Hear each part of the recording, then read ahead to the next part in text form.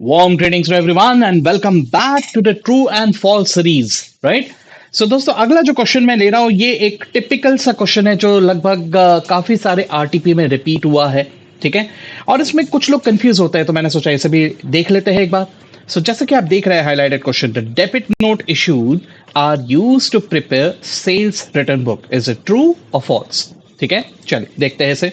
तो सबसे पहले मैं इसका पूरा डिटेल एक्सप्लेनेशन अगर आपको दूं, सो देखिए सबसे पहली बात अगर मैं कहूं, एक ट्रांजैक्शन हुआ है of sale between a buyer and a seller, ठीक है।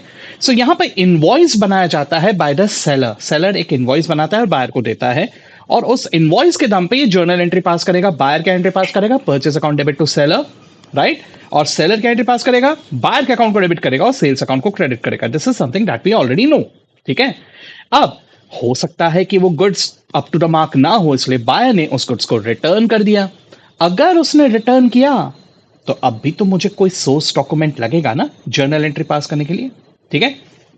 हमें यहां पर जर्नल एंट्री भले ही मालूम है कि बायर यहां पर एंट्री क्या करेगा, ये करेगा सेलर के अकाउंट को डेबिट और परचेज रिटर्न के अकाउंट को क्रेडिट, ऐसे ही कुछ एंट्री पास करेगा। अगर हम इसे डिटेल में देखें तो एग्जैक्टली कहना है कि रिवर्स एंट्री पास करने जा रहा है।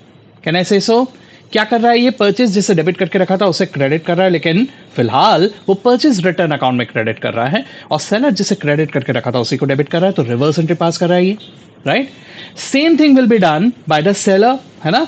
सेलर क्या करेगा, ये सेल्स रिटर्न अकाउंट को डेबिट करेगा और बायर के अकाउंट को क्रेडिट करेगा, करेक्ट। तो ये एंट्री पास करने के लिए भी हमें एक सोर्स डॉक्यूमेंट की जरूरत है, जो कि होता है in the form of a debit note या क्रेडिट नोट, ठीक है। सो दोस्तों आपको यहां पर जिस बात पे ध्यान देना है वो है कि शब्दों को ध्यान से देखना है। देखिए सबसे पहली बात, डेबिट नोट क्रेडिट नोट कैसे डिसाइड करोगे आप? By looking at the journal entry, ठीक है।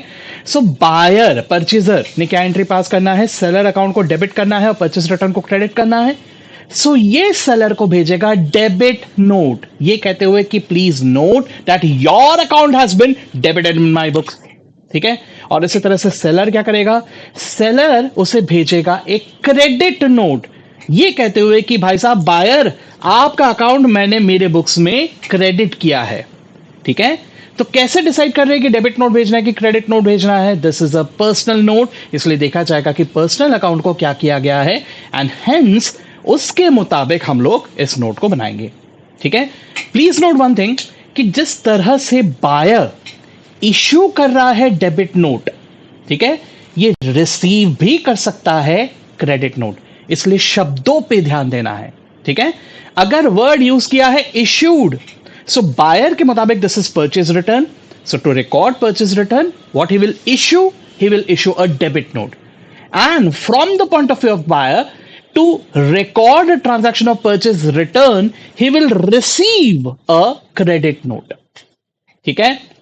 इसी तरह से अगर मैं सेलर के पॉइंट ऑफ व्यू से कहूं तो seller to record transaction of sales return he will issue a credit note, वो बनाएगा credit note, but at the same time he will receive a debit note, ठीक है।